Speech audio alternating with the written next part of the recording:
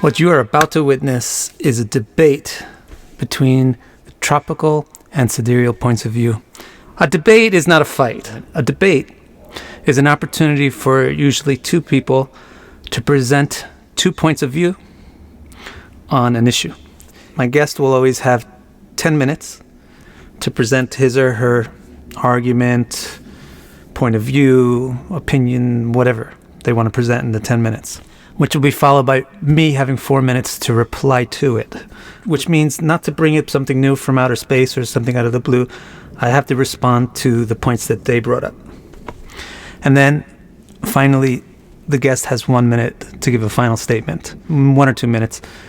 So it'll be 10 minutes, 4 minutes, 1 minute, and then it'll switch around. So then I'll have 10 minutes, the guest will have 4 minutes, and then I'll have a minute or two. So that's what it is. It is not going to be a fighting match. It's not going to be an ego thing. It's not going to be I'm better than you. One way is right, one way is wrong, blah, blah, blah. It's a chance for everybody to hear the information out in the open and thereby be able to form a more educated and informed opinion on this important topic. I would like to thank Richard Fidler for being the first guest to come into this debate. Richard has been teaching and practicing astrology since he was a teenager in the early 90s. And for almost as long, he's been very, very educated and invested and involved in metaphysics. In the mid-90s, he joined the Pretoria Lodge of the Theosophical Society, where he taught astrology and acted as the librarian. He's a well-known professional astrologer and teacher. He's been published in magazines like the Mountain Astrologer. He's going to be an interesting person to discuss this topic with because he started out using conventional modern Western astrology, which tends to be tropical, but in 1997 began exploring Jyotish, which tends to be sidereal, and then started to integrate the two together. So I really look forward to hearing what he has to say on this topic of tropical versus sidereal zodiacs. And also I'm very interested in hearing what he's going to comment on what I have to say about it. All right, thanks, Vic, for this opportunity to discuss this with you. I'm going to just jump straight into it. I'm going to start with quoting something that you posted on your site that struck a chord with me. You wrote, I'm not concerned with so-and-so's experience or interpretation if it contradicts the clear statements of Shastra. Western people may not understand this epistemology, but at least those of you who purport to be Vedic and Indian should know the validity of this outlook. The Shastra, Srimad Bhagavatam and Surya Siddhanta and all others define the zodiac as a tropical entity, therefore the case is closed. So this is probably one of the points we disagree on most, I think. And I have a question, that is, the ancient sources you consider the final and absolute authority in this matter, not clearly and unambiguously warn against the error of using a sidereal zodiac. If they were really clear about what they were defining, they would have realized the possibility for confusion. Why do they seem to have lacked the foresight to anticipate the potential for error? I don't believe they generally considered the alignment of the sidereal constellations with the tropical zones to be arbitrary and temporary. In my view, this substantially weakens the authority of such scriptural definitions. If an ancient source clearly articulates the difference between the two paradigms and explains why one was to be considered exclusively correct, it would have more to contribute to resolving the zodiac problem. Now, I found this in the Wikipedia, which I also find kind of curious. It says there, earlier Greek astronomers like Eudoxus spoke of a vernal equinox at 15 Aries, while later Greeks spoke of the vernal equinox at 8 and then 0 in Aries, which suggests the use of a sidereal zodiac in Greece before Ptolemy and Hipparchus.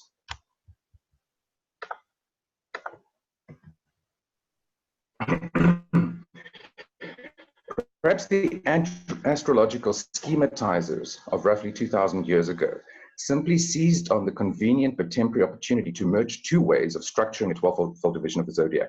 There is every indication that they were not generally aware of the longer-term implications of doing so in relation to the precession of the equinoxes.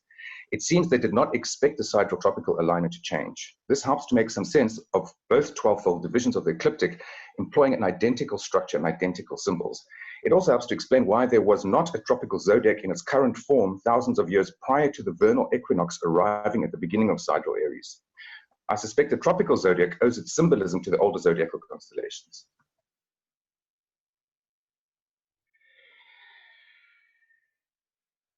And when planets arrive at 0 degrees of the tropical cardinal signs, or rather when they arrive at the plane, manifested amplification of their influence in the world. I believe this much based on experience and observation. Could this be because these points are analogous to the angles of a horoscope? If so, this would justify the projection of houses from these anchor points, which is essentially what the tropical zodiac is.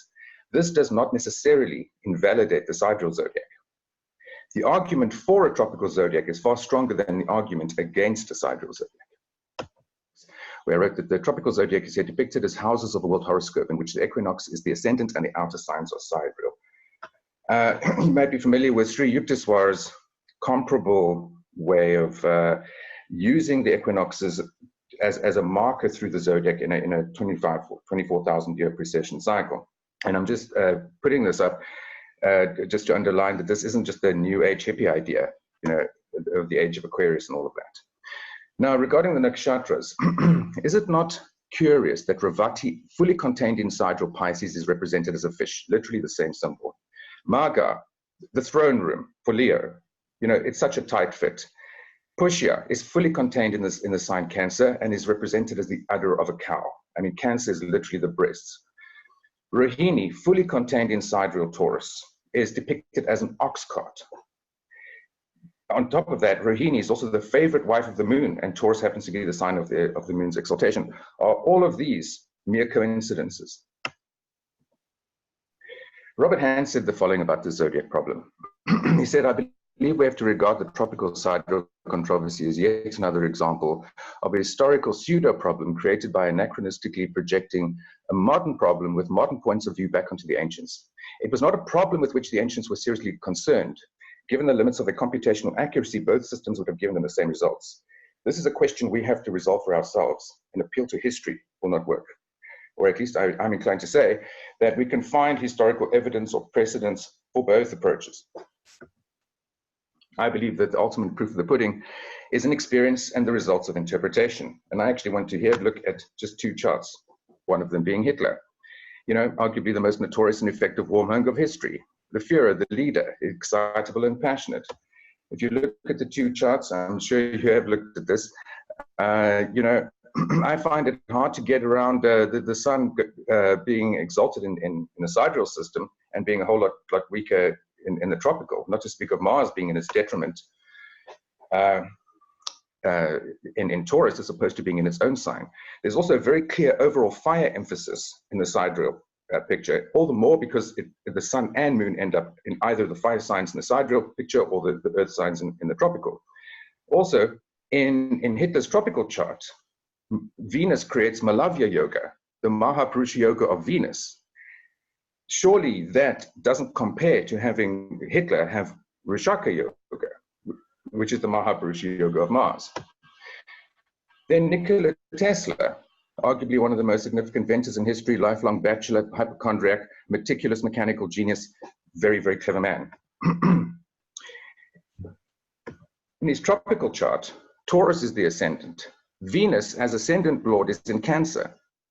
In the sidereal chart, Aries is the ascendant. Mars, the ascendant lord, is in Virgo in the 6th house, in a Mercury-ruled sign. Okay, the ascendant lord takes you straight to where you would want to go in the sidereal picture, whereas it takes you straight to domesticity in the tropical. The sun and several other planets are in domesticated Cancer. The moon is in romantic and mate-seeking Libra, whereas in the sidereal picture, both luminaries are in Mercury-ruled signs, with several other planets in Mercury-ruled signs. And in my view, this shows him to be exceedingly clever. Mercury is in Gemini in both approaches, but there's far less overall emphasis on Mercury. You wouldn't nearly as instantaneously see that this is an absolute genius, a highly strung mercurial person. Moreover, in the sidereal picture, Jupiter in its own sign there creates Hamsha Yoga from the Chandra and Surya Lagnas. And a strong Jupiter like that further accentuates the capacity for erudition.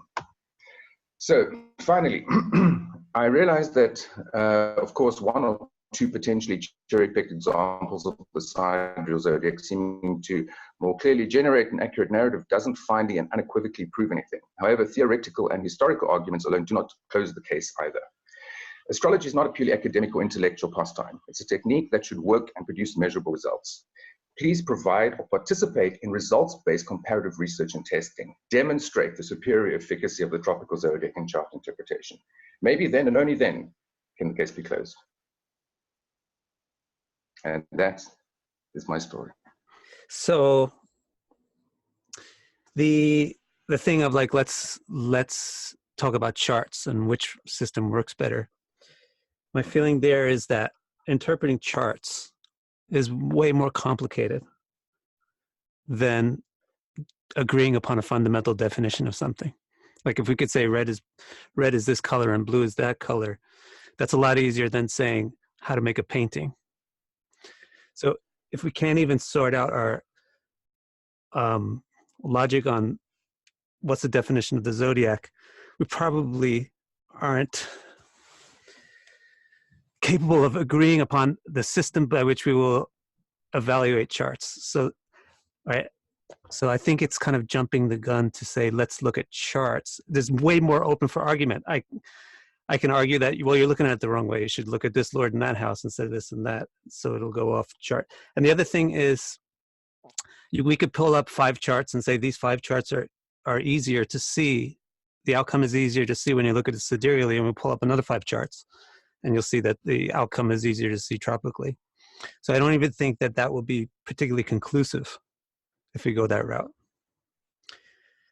The other statement that you made that stuck in my head was, I thought was powerful, was the part about the nakshatra symbols. Leo is fully contained, Magha is fully contained in Leo, and it's a throne, et cetera, et cetera. My response there is, who came up with these symbols and when?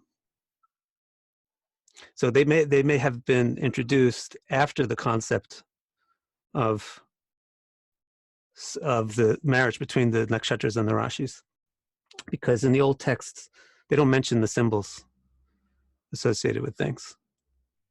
They mention the name of a nakshatra, the deva of it, and they may give a prayer to the nakshatra, or they may give a sutra for the nakshatra.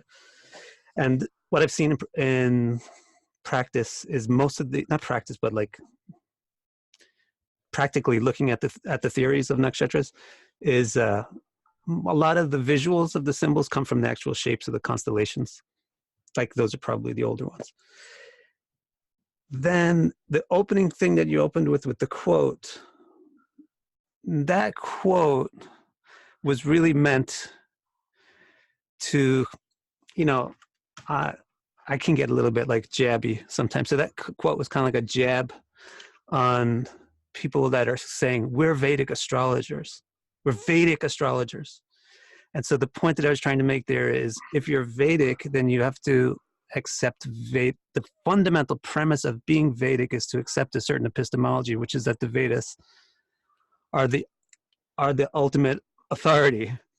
I'm not saying that this is valid or that everybody should do that, but I'm saying that if you say I'm a Vedic so-and-so or such and such, it's meaningless to say that if you're not actually Vedic, because the fundamental thing of being Vedic is that the Veda is the fundamental authority. So whether or not these books are super wonderful communications from God or not, my point in that one is, if you're a Vedic astrologer, you better take these statements from the Puranas, and the Puranas especially seriously. And the Puranas say that it's a tropical zodiac, and they don't, and it's unequivocal. And then a point you raised was, how come they didn't foresee that in the future there would be a problem with the sidereal thing? Well, I don't know, but it doesn't mean that they don't define it as tropical. Maybe it means that they're not perfect, or that they haven't seen everything fully. So that's my 4 minutes. And now you get a little time to respond. I've got a minute. Okay, right. Okay, briefly, regarding your comments about the whole approach of looking at different charts and as a means of trying to test this. Look, I understand that interpretation is quite nuanced, but I also believe that there are some very fundamental principles that are agreed upon. And I think that these very strong basics, they're not so nuanced and weird that you can't kind of agree on them. Like, for example, I referred to the ascendant lord. Where is it? It's a basic rule. No one could say that's a secondary rule. It's a primary rule. It's something like the formation of Mahapurusha Yoga. This is the kind of thing that's supposed to show that a planet is becoming almost dominant in the chart because of its strength, dignity by sign, and being angular. This is not pulling out some sort of very, shall we say, debatable secondary rule. And this is what I'm proposing, is even coming to some consensus on a bunch of rules that we do consider fundamental and seeing how that works. And, essentially, I'm inviting you to demonstrate, however you interpret charts, to demonstrate how the narrative tropically is consistently clearer than the sidereal. I'm not saying, I agree, it's not a simple thing, but I don't think it's so complicated that it can't be done and that there isn't this potential to arrive at a consensus regarding certain principles we'll work with. Regarding the nakshatras, look, I won't pretend to know, you know better than I am sure about exactly when they started adding those symbols to the picture and all of this. I simply find that those coincidences are very striking, and there's not just one of them, right? Like, it doesn't quite, in my opinion, explain it away that we don't know when they introduced those images or symbols. It does definitely seem to lock the nakshatras into or deeply associate them with the Sidereal Zodiac. And for example, that business about the moon being exalted in Taurus, where the moon has its favorite wife, that also just doesn't seem to me to be a coincidence that easily goes away. And as you know, that does not happen if you disconnect the zodiac from the nakshatras, right? Okay. You lose that. Okay, and lastly, about that initial quote, well, it did seem there that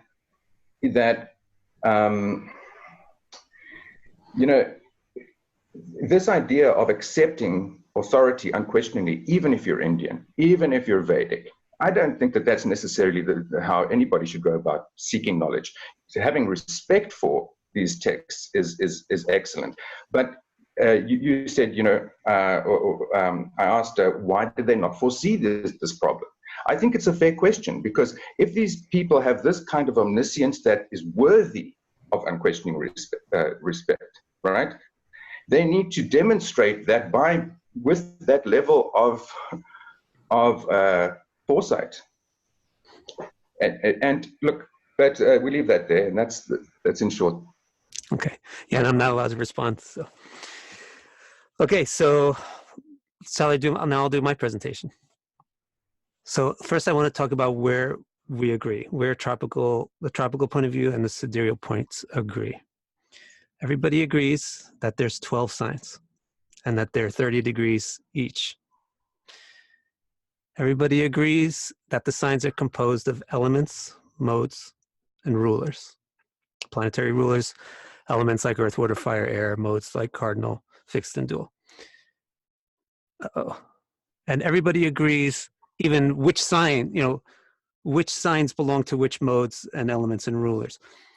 So there's a fantastic amount of agreement. We're actually talking about the same 12 signs, that's for sure. Where we disagree is simply on this point. Where do the 12 divisions start? And the 2 points of view are, first of all, that one camp, let's say, believes that the 12 divisions start from a star, or in reference to a star.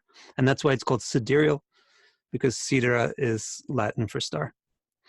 And then the other point of view says it starts from some kind of a waypoint in the sun's orbit, sun's apparent orbit. And that waypoint in Greek is called tropos, and that's why that system is called tropical. So we agree on what the signs are exactly, but where we disagree is where are they? And especially the key point is, where do they begin?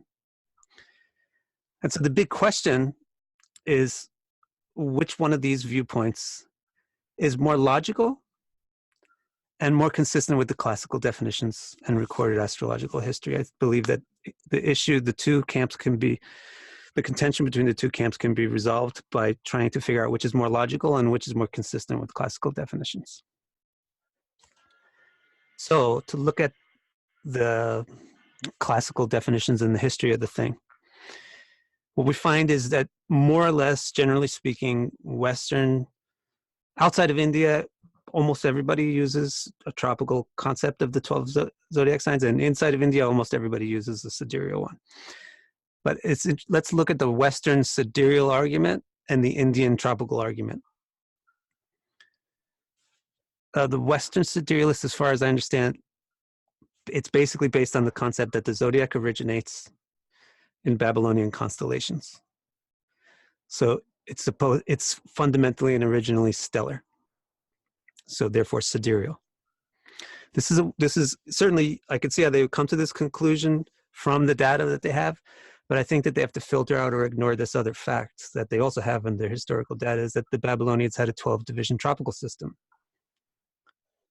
concurrent with an 18-division sidereal system. And so actually, the system that's more like the one that we're using today is not the 18-division constellational system that they're using, but the 12-division tropical system.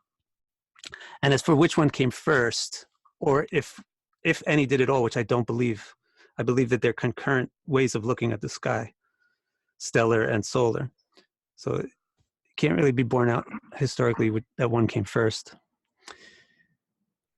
The Indian argument for the tropical, the unusual Indian argument is, look, the definitions in the Indian texts are exclusively and explicitly tropical. So what I mean by exclusively is there's no competition with this definition. It's the only definition that you get. And what I mean by explicitly is it's just obvious. There's no extension of logic or anything. And so to give you one example, this one would be from Surya Siddhanta, which would be not a Vedic text, but mathematical astronomy. The texts that will give you astronomy are either going to be the astronomical sections of Puranas or the mathematical books that are literally about astronomy. So the example of the zodiac definition from Surya Siddhanta, it says the 2 solstices and 2 equinoxes are the thread on which the core of the zodiac exists. There are 2 borders between each point. It takes the sun 6 months to reach the northern solstice after entering Capricorn, and 6 months to reach the southern solstice after entering Cancer. The months of the year are thus identical to the 12 signs beginning with Aries. So this is like a very explicitly based on the tropos, or the solstices and the equinoxes. Now, let's talk about logic. The logic of the thing.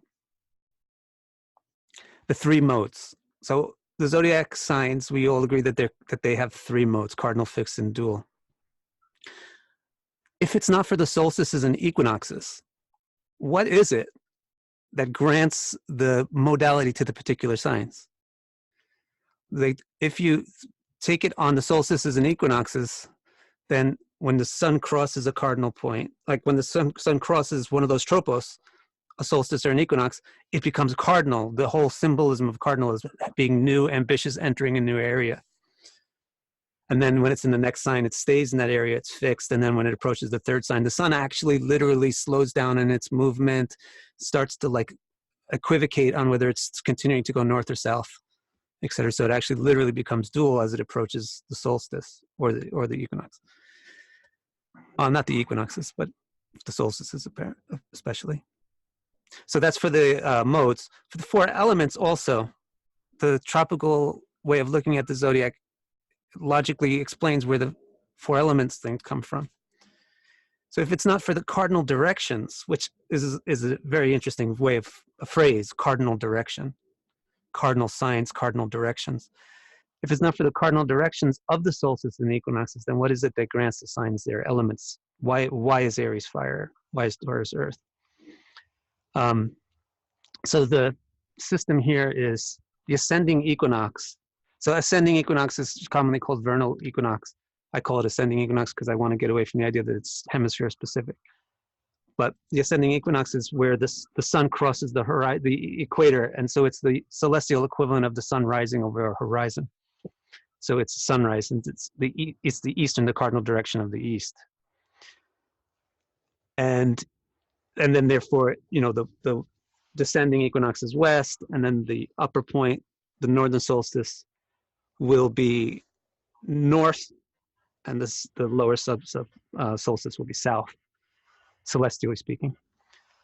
So east is associated to fire and Dharma. That's where the sunrise happens and the fire comes out, and you get the qualities of fire there, and things begin. There's leadership. The west, where the sun goes down, relaxation happens, people take a break. South is earth, the earth below your feet, the stability. The north, in India, it's easy to see north is moksha, or water element, because it's so throughout the Puranas that the symbolism of walking north means that you're taking sannyas and leaving. But north is classically associated to water and moksha and introspection and things like that. So you get this. The tropical zodiac explains the positioning of the elements by reference to the 4 cardinal points and their relationship to elements, and then trines from those points. If this can be done, if the position of the elements can be explained sidereally, I don't know, I haven't heard it. And the planetary rulers also, it's fairly straightforward. The speed of the planet determines which sign it rules from the sun. Whether it's sidereal or tropical, it's fairly straightforward. But the thing that falls in the favor of the tropical way of looking at it is, why would the sun go to Leo, take Leo as its domicile instead of Aries and Sagittarius, the other fire signs? If it's not for the point that Leo is up north where the king goes. Leo is the superior property. And, if it's tied to the northern cardinal direction by the tropos, then it makes sense. But if it's sidereal, it wanders from that. Then the one that I think is the most compelling is this: the logic of 12 equal divisions. If they're constellations, why are they equal sized? And why are there 12 of them and not something else? Like, actually, when we do constellational based astrology in Babylon, they have 17 or 18. In Egypt, they have 33. China and India is 27 or 28. Why? What 12, right? So the signs aren't stars. This is why there's 12. The animation is showing it. It's the motion of the sun and the moon, and why they're all equal divisions. And it shows that the signs are not stars. They're not stars. So where's the logic in saying that they are bound to a star for their starting point? They're divisions of the sun's orbit around the earth. So isn't it more logical to say that they should be defined by the interaction of the sun? They're a division of the sun's apparent orbit around the earth. So isn't it more logical that the relationship between the sun and the earth should define where they begin and end? They're not stars. Isn't it less logical to say that a star should define where they begin and end? And if we do say, no, I think it should be a star, what is that star? Wouldn't you expect that if the zodiac should begin from a star, that there should be some pretty kind of visible star at 0 Aries? So so in conclusion, then, I get tropical with an exclamation point. The tropical zodiac, it rationally explains the nature of the zodiac signs. Like, it rationally explains why there's modes where they are, why there's elements where they are, why the planets rule, and why there's 12 equal signs. And so it's a more logical choice. It also has the benefit of being in line with the definitions that are recorded. And although there are many different ways of looking at history, it's not against the historical data. In fact, it's quite compatible with the historical data. I do believe that sidereal and tropical are 2 valid ways of looking at space, but I don't think that the 12 divisions are to be seen in both ways. I think that we should use the 18, 33, or 28 for our sidereal stuff. And my final statement would be the concept of 12 sidereal divisions probably arose from the fact that the stars were used as reference points to visually verify early zodiac calculations. And that's my presentation. So I think I went over 10 minutes. I went to like 11 minutes. I apologize. That's fine. So I'll give you 4 or 5 minutes. All right. Sure. All right. Look, I hope I managed to address most or enough of your points. There's a lot of information there. Okay, but one of these, firstly, I get how the seasonal tropical zodiac works with the distribution of the three crosses and all of that you said. And you recall I said that the argument for a tropical zodiac, in my opinion, is stronger than the argument against a sidereal zodiac. And because I do get the logic of the tropical zodiac in many respects, long after converting to the sidereal, I've often tried to get back into it. And I've just found, to be honest with you, that it's harder to read the charts. That's simple. I know that doesn't prove anything, but that's been my experience. But now about this issue of why would there be 12 constellations? Not 18 as was originally the case. As I was preparing for this, I realized that astrologers have always been schematizers. We have 365 days in a year, but we use 360 degrees. Are there 27 or are there 28 nakshatras? What I'm trying to get at is that the systems often evolve. It's not static. I don't see any problem with them at a certain point deciding that we had this constellational arrangement previously. We viewed it this way previously, but somebody has a eureka moment and realizes, wouldn't it be amazing? We've got the equinoxes occurring in this perfect alignment with these visible constellations, and it allowed for what I noted, what I raised earlier. It allowed for a merging of the sidereal and tropical paradigms, because I think it's a very important point to note that to the ancient astrologers, it would not have been an arbitrary matter that the constellation of Aries was where the tropical zodiac would place Aries. If all that was needed for a tropical zodiac, right, was to keep track of its position, was to link itself to one or two stars, why bother creating all these other constellations? If the tropical zodiac was sufficient in itself, or the original concept, if you like, why is it that it came about when there was that alignment between the tropical and the sidereal zodiacs? This is for me an important point. If the tropical zodiac existed in its current form 5,000 years ago, I think it would have been a lot easier to view it as being the zodiac and a thing in itself, independent of the constellational zodiac. Again, I believe that about 2,000 years ago, it was then possible to marry these two ways of dividing the ecliptic into 12. And I get why they would want to divide the ecliptic into 12 in relation to the 12 moons and all of that. But okay, I think my core point there is that the view that the tropical zodiac was the zodiac, it is for me a little difficult to believe, because it insinuates that around the time that it came into being, the astrologers were viewed the visible constellations occurring in just the right place as relatively arbitrary. This is what I struggle with the most. Just one sec. One question I've also, obvious question you probably heard is, what about the northern-southern hemisphere issue? The zodiac symbolism works perfectly in the northern hemisphere, with spring arriving, with the sun in Aries, with the birth of things, then everything getting richer and fatter in Taurus and all of that. But in the southern hemisphere, that doesn't work. You don't have that problem with the sidereal zodiac. Now, maybe in conclusion, regarding my comments here, I said the argument for a tropical zodiac is stronger than the argument against a sidereal zodiac. I get that there's something in the tropical zodiac, and I try to address this also in showing the tropical zodiac as houses of the world, which doesn't mean that the constellations and sidereal signs don't exist. Okay. Okay.